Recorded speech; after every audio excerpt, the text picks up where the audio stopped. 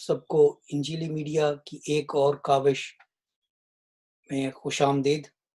آج کا یہ خاص پروگرام ہم ایسٹر اسپیشل کے طور پر ریکارڈ کروا رہے ہیں، اور اس پروگرام کا مقصد یہ ہے کہ ہم اس بابرکت موقع پر خداوند یسوع مسیح کے جی اٹھنے کے تہوار پر، عید قیامت المسیح پر، جو عرف عام میں ایسٹر کا تہوار کہلاتا ہے، بعض لوگوں کو اس پہ اعتراض ہے، لہٰذا ہم اسے عید قیامت المسیح کے نام سے ہی پکاریں گے، اور آپ سب کو یہ بات باور کروانا چاہتے ہیں کہ دراصل اس ٹائٹل سے خداوند یسوع مسیح کے جی اٹھنے کا اعتراف ہوتا ہے، لہٰذا یہ بہتر ہے۔ تو آپ سب کو عید قیامت المسیح مبارک ہو۔ اور اس کے ساتھ ساتھ ہم آج یہ دیکھیں گے کہ بائبل مقدس میں کس طرح سے ایک مطابقت پائی جاتی ہے جو پیدائش پہلے باب سے لے کر مکاشفہ کے آخری باب تک ہے۔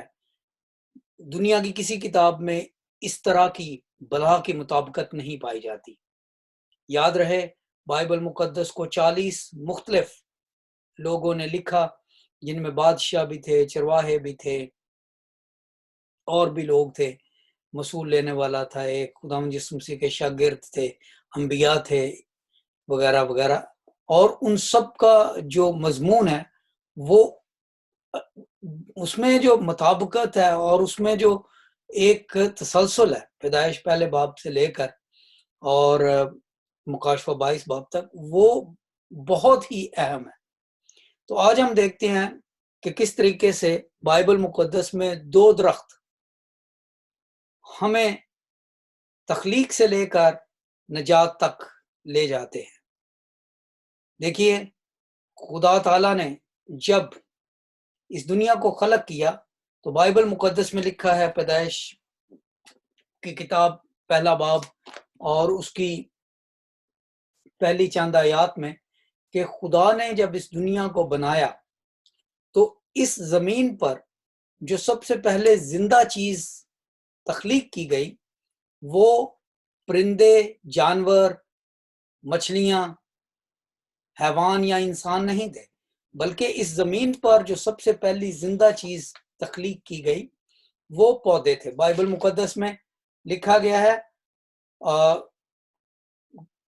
پیدائش پہلا باب اور اس کی 11ویں آیت میں، اور خدا نے کہا کہ زمین گھاس اور بیجدار بوٹیوں کو اور پھلدار درختوں کو جو اپنی اپنی جنس کے موافق پھلیں اور جو زمین پر اپنے آپ میں بیج رکھیں اگائے۔ دیکھیں، یہاں پر ہمیں ایک بات کا ادراک ہوتا ہے کہ خدا نے جب یہ زمین بنائی، جب یہ دنیا بنائی، زمین پہلے تھی، ویران تھی، سنسان تھی، تو سب سے پہلی جو زندہ چیز بنائی گئی وہ درخت، پودے تھے۔ اسی طریقے سے جب خدا نے باغ عدن لگایا، اور اس باغ عدن میں جو 2 بہت ہی اہم چیزیں تھیں آدم اور حوا کے علاوہ، وہ 2 درخت تھے۔ ہم یہاں پر دیکھتے ہیں اور ان کا ذکر ہمیں ملتا ہے پیدائش کے 2 باب میں، کہ خدا نے وہاں پر جو 2 درخت لگائے، ان میں ایک حیات کا درخت تھا، یعنی زندگی کا درخت تھا، اور دوسرا نیک و بد کی پہچان کا درخت تھا۔ یہ بات پیدائش کے 2 باب کی 9ویں آیت میں لکھی گئی ہے۔ میں اس کو صرف ان کے طرف اشارے دوں گا، پڑھنے سے وقت بہت لگتا ہے، آپ لوگوں کے پاس بائبل مقدس ہے، آپ پلیز اس کو چیک کیجئے۔ اور ہم یہ بھی دیکھتے ہیں کہ اس خوبصورت عدن، اس خوبصورت باغ بہشت فردوس کا ذکر اس لحاظ سے کہ وہاں پر خدا اور انسان کی ملاقات ہوتی تھی، اور ہر طرح کی خوشی اور ہر طرح کی فراوانی تھی۔ یہ صرف 2 ابواب میں ہمیں ملتی ہے۔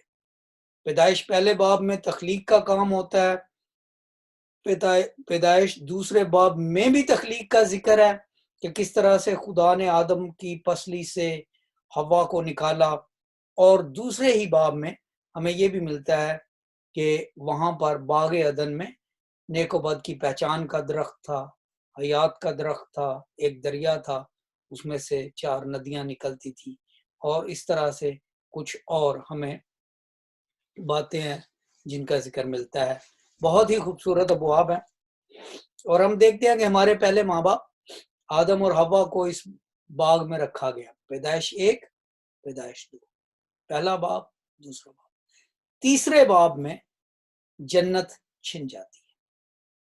میں کبھی کبھی حیران ہوتا ہوں کہ بائبل مقدس جیسی ذہین کتاب، جسے میں ابھی بتا چکا ہوں کہ 40 لوگوں نے لکھا، اور یہ 1500 سال کے دورانیے میں عرصے میں لکھی گئی، ہم دیکھتے ہیں کہ پہلے باب میں تخلیق ہے، دوسرے باب میں تخلیق کے مزید جزویات کا بیان ہے، اور پھر تیسرے باب میں پھر دوسم سے چھن جاتا ہے، جنت ہاتھ سے گئی۔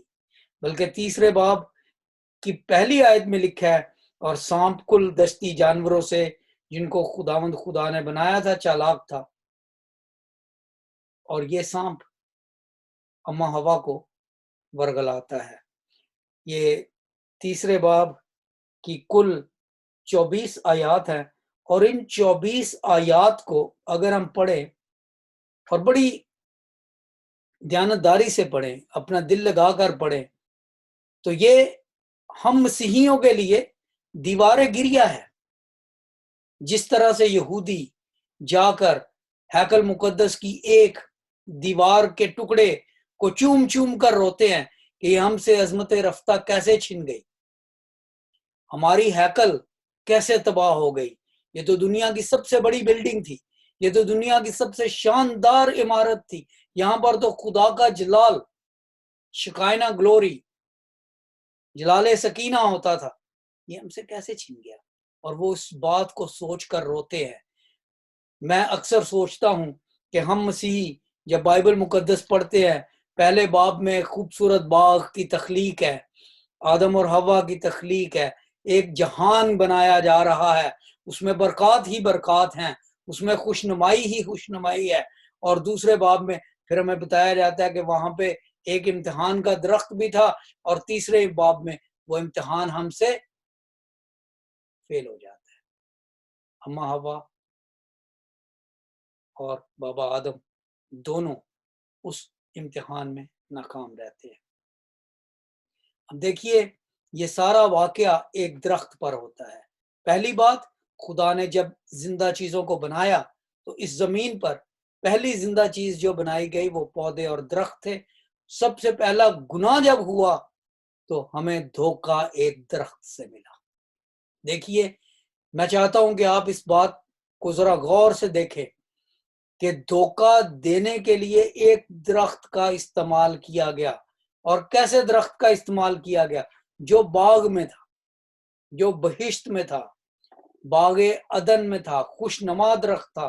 بائبل مقدس میں لکھا ہے کہ جب اماں حوا نے اس پھل کو دیکھا تو اس پھل کے بارے میں لکھا ہے کہ وہ اسے کھانے کو اچھا لگا۔ خوش نما چیز تھی، خوبصورت درخت بھی خوبصورت، پھل بھی خوبصورت، دھوکہ دینے والا بھی خوبصورت، ہر طرف ہریالی، خوبصورت، خوشنمائی، اور لکھا ہے کہ وہ پھل آنکھوں کو خوشنما نظر آتا، اور پھر عقل بخشنے کے لیے خوب تھا۔ یہ درخت ہمیں بڑا مہنگا پڑا، یہ پھل ہمیں بڑا مہنگا پڑا۔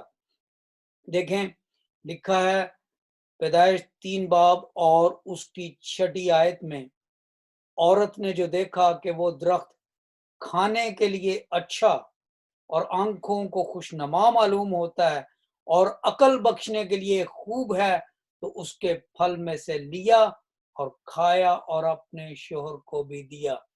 ہمیں دھوکہ ملا ایک خوشنما درخت سے، ایک ایسے پھل سے جس کی 3 خوبیاں یہ تھی کہ وہ کھانے کو اچھا لگتا تھا، وہ آنکھوں کے لیے خوشنما تھا، اور دیکھنے میں عقل بخشنے کو خوب تھا۔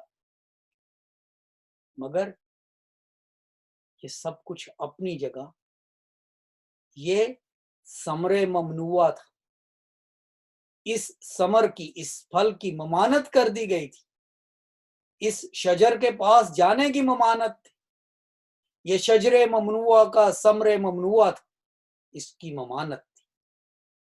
جس چیز کی ممانت تھی وہ آنکھوں کو بھی اچھی لگ رہی تھی، کھانے کو بھی اچھی تھی، عقل دینے کو بھی اچھی تھی، لیکن اس کا نتیجہ یہ ہوا کہ اس دنیا میں گناہ آ گیا۔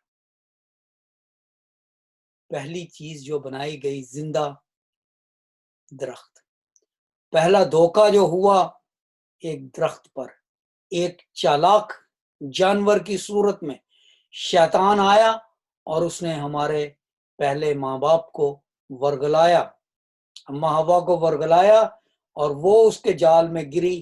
پھر اس نے جا کے وہ پھل اپنے خاوند کو، آدم کو دیا، اور اس طرح سے گناہ اس دنیا میں آیا۔ اس درخت سے، اس خوشنما درخت سے جس میں پہلا جھوٹ بولا گیا، اس خوشنما درخت میں جس میں پہلی بار عورت کو ورگلایا گیا، اور اس درخت میں جس کے پھل کی اتنی تعریفیں کی گئی ہیں، ہمیں کیا ملا؟ ہمیں احساس برہنگی ملی، ہمیں شرم اور شرمندگی ملی، ہمیں وہاں سے خدا کے شرف ملاقات سے ہاتھ دھونے پڑے، ہمیں خداوند سے دوری ملی، ہمیں وہاں سے ایک دوسرے پر الزام تراشی کا طریقہ ملا۔ جب خدا نے آدم سے پوچھا کہ تو نے پھل کھا لیا، تو اس نے کہا کہ وہ عورت جو تو نے بنائی تھی اس نے مجھے کو پھل دیا۔ یہ بات پیدائش 3 باب کی 12ویں آیت میں ہے۔ آدم نے کہا کہ جس عورت کو تو نے میرے ساتھ کیا ہے اس نے مجھے اس درخت کا پھل دیا اور میں نے کھایا۔ عورت سے پوچھا، عورت نے الزام شیطان پر لگایا، وہ الزام سچ تھا کہ شیطان نے اسے ورگلایا تھا۔ اس کے بعد ہم دیکھتے ہیں کہ اس درخت کے وسیلے سے سانپ ملاعون ٹھہرا، اس درخت کے وسیلے سے سانپ میں اور سانپ کی اولاد عورت اور عورت کی اولاد میں ہمیشہ کے لیے دشمنی ڈال دی گئی۔ اس درخت کے وسیلے سے عورت کو یہ سزا ملی کہ وہ بچے درد ذہ کے بعد پیدا کرے گی، اور آدم کو یہ سزا ملی کہ زمین تیرے سبب سے لعنتی ہوئی، اور یہ لعنتی زمین اب تو اس میں کھیتی باڑی کرے گا اور اس سے پھر خوراک تجھے ملے گی، تو زمین کی سبزی کھائے گا، اور یہ تیرے لیے اونٹ کٹارے اگائے گی، کانٹے اگائے گی۔ سانپ لعنتی، زمین لعنتی، سانپ کا اور انسان کا رشتہ لعنتی۔ یہ ایک خوبصورت درخت سے جس کے پھل کی ممانت تھی، اتنی لعنتیں اس زمین پر آئی، اور وہ ہم دیکھتے ہیں کہ کس طریقے سے یہ لعنتوں کا سلسلہ چلتا رہا۔ وقت کے گزرنے کے ساتھ، صدیوں گزرنے کے بعد، 1000 سال گزرنے کے بعد خدا اس دنیا پر آیا، خداوند یسوع مسیح خود اس دنیا پر آئے، خدا مجسم ہوا، اور پھر اس نے وہ کھوئی ہوئی جنت، وہ کھویا ہوا فردوس، وہ باغ بہشت جو ایک درخت پر سے جھوٹ بول کر ہم سے چھن گیا تھا، خداوند نے ایک درخت پر لٹک کر ہمیں واپس دلوایا۔ دیکھیں بائبل مقدس میں جب ہم کلوری کا بیان پڑھتے ہیں تو ہمیں وہ چیزیں نظر آتی ہیں جن کا عکس عدن میں تھا، اور وہ تمام چیزیں جو ہم سے عدن میں چھن گئی، وہ تمام باتیں جہاں پر ہم عدن میں ناکام ہوئے، ہماری اماں اور ابا، ہمارے والدین، پہلے والدین اماں ہوا اور بابا آدم جس امتحان میں ناکام ہوئے، وہ امتحان ہم نے پاس کیا خداوند یسوع مسیح کے وسیلے سے کلوری پر۔ کلوری پر بھی ایک درخت تھا، مگر وہ درخت خوشنما نہیں تھا. وہ درخت بنایا گیا تھا پرانے درختوں کو، مردہ درختوں کو کاٹ کر، لکڑی کو کاٹ کر، لکڑی کے 2-3 ٹکڑے جوڑ کر وہ جو درخت بنایا گیا تھا وہ بھی درخت تھا.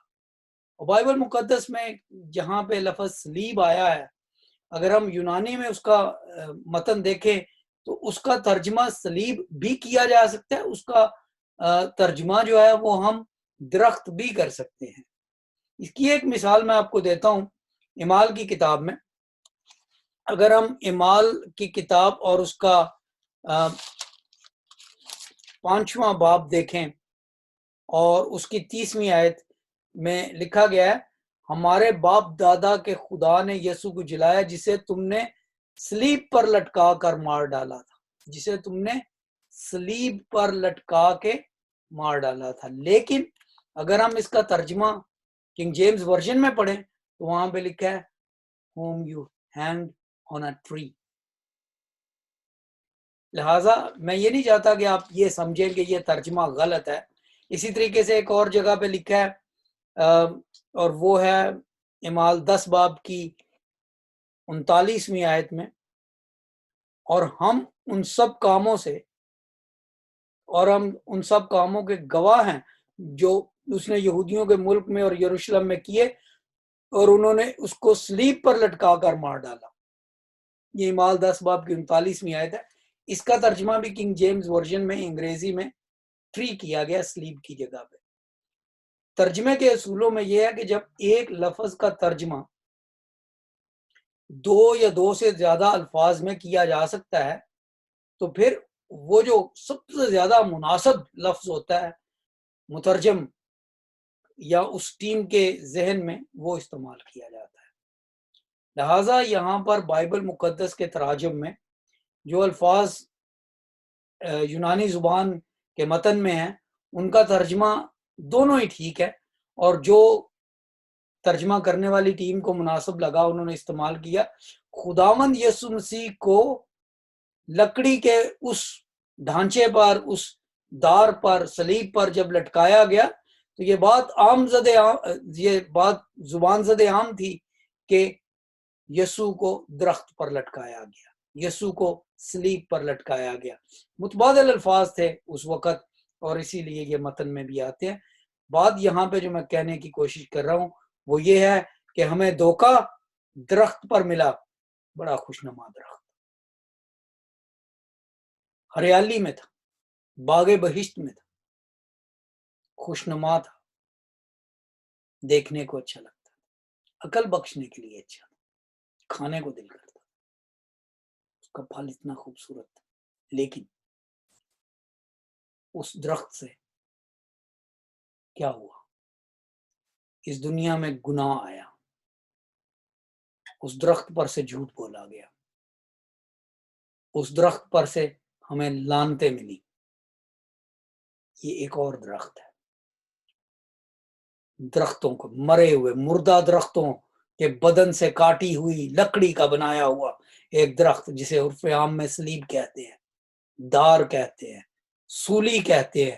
اور یہ سولی اب کسی باغ میں نہیں، یہ درخت کے ٹکڑے کسی بہشت میں نہیں، یہ سنگلاخ پہاڑیوں کے اوپر ایک ویران چوٹی پر ہے، اور یہ دیکھنے کو بڑے بدنما لگتے ہیں. کھانے کا تصور بھی انسان کے ذہن سے نکل جاتا ہے اس منظر کو دیکھ کر. عقل بخشنے کے لیے یہ بالکل غلط ہے. عقل کی بات یہ ہے کہ اس سے بچو. لیکن یہ وہ درخت ہے جہاں پر وہ تمام چیزیں جو ہم نے اس خوشنما درخت کے دھوکے سے کھو دی وہ سب ہمیں واپس ملتی ہیں. وہاں پر ہمارے خوبصورت لباس، موسومیت، یہ احساس کہ ہم خدا کے لوگ ہیں، ہم برہنہ نہیں ہیں، ہمیں کسی چیز کی ضرورت نہیں تھی. اور یہاں پر ہم دیکھتے ہیں کہ خدا کا بیٹا خود حالت برہنگی میں ہے، شرمندگی اور شرمساری انتہا کو پہنچ گئی ہے. نہ یہ منظر آنکھیں برداشت کرتی ہیں، نہ اس میں کوئی عقل کی بات ہمیں نظر آتی ہے. وہ جو تیسرے باب میں، پیدائش کے تیسرے باب میں آدم اور حوا کو ڈھونڈتا پھر رہا تھا، کہاں ہو تم، برہنہ ہو، کس نے بتا دیا ہے؟ آج وہ خود برہنہ ہے، تاکہ ہمیں راست بازی کا وہ لباس واپس مل سکے. ہمیں بتایا گیا ہے پیدائش 2 باب میں کہ خدا شام کے ٹھنڈے وقت میں آدم اور حوا سے ملنے کو آتا تھا. آج ہم دیکھ رہے ہیں کہ خدا کا بیٹا، خدا خود ایک درخت پر سے لٹکا ہوا، بدنما درخت پر سے، مردہ لکڑیوں سے بنے ہوئے درخت پر سے لٹکا ہوا، وہ کیا کہہ رہا ہے؟ وہ کہہ رہا ہے، آئے خدا تو نے مجھے کیوں چھوڑ دیا ہے؟ جب تخلیق کا کام مکمل ہوا تو خدا نے کہا تمام ہوا ہے. پیدائش 1 باب اور اس کی آخری آیات اور 2 باب کی پہلی 1-2 آیات پڑھے. اس نے کہا تمام ہوا، تخلیق کا کام تمام ہوا. اسی طرح سے 6 دن جب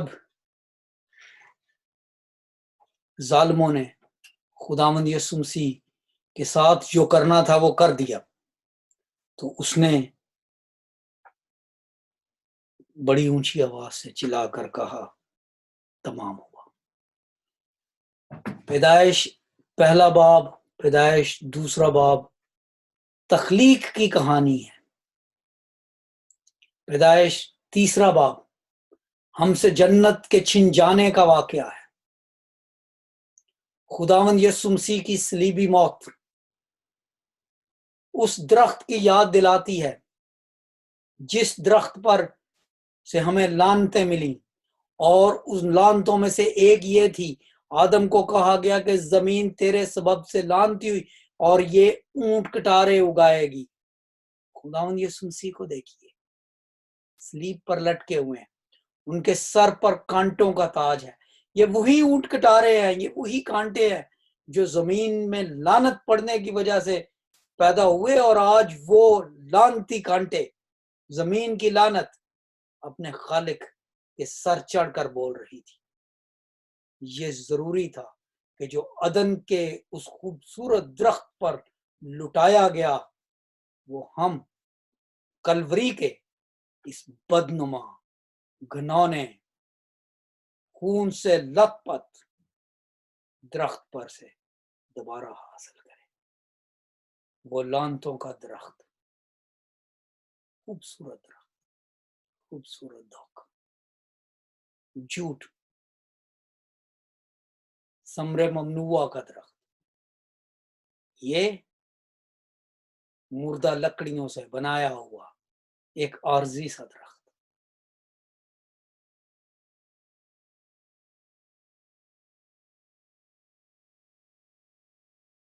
سنگلاخ پہاڑیوں پر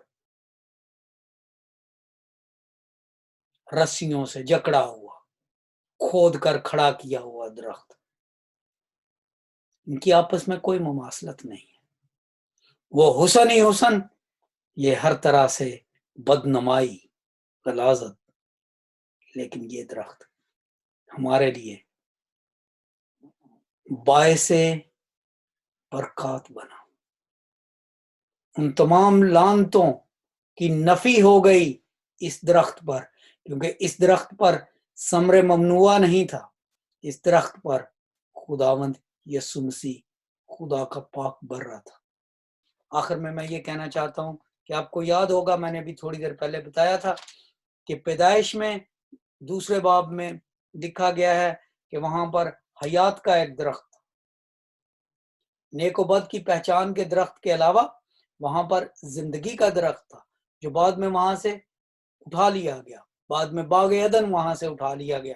لیکن خوشی کی بات یہ ہے کہ خداوند یسوع مسیح کی صلیبی موت کی وجہ سے، اس درخت کی وجہ سے، کلوری پر بنایا ہوا وہ مصنوعی درخت لکڑیوں کے ٹکڑوں سے جس پر خداوند یسوع مسیح کو لٹکایا گیا، اس بدنما درخت کے معجزے یہ ہیں کہ جب نیا یروشلم آئے گا تو وہاں پر نیک و بد کی پہچان کا درخت تو نہیں ہوگا، لیکن وہاں پر لکھا ہے مکاشفہ 22 باب کی پہلی اور دوسری آیت میں آپ کے لیے پڑھ دینا چاہتا ہوں۔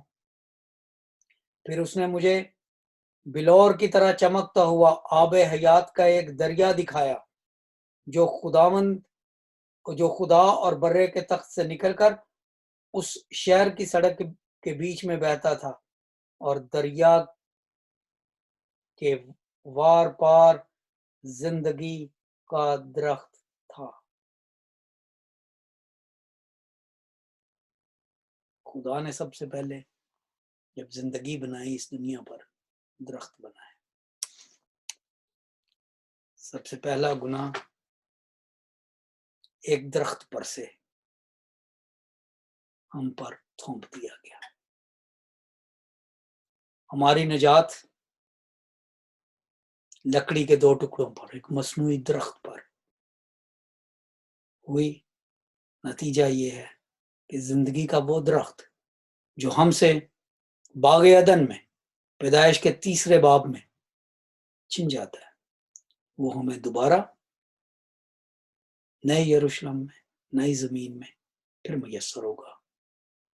آپ سب کو عید قیامت المسیح مبارک ہو۔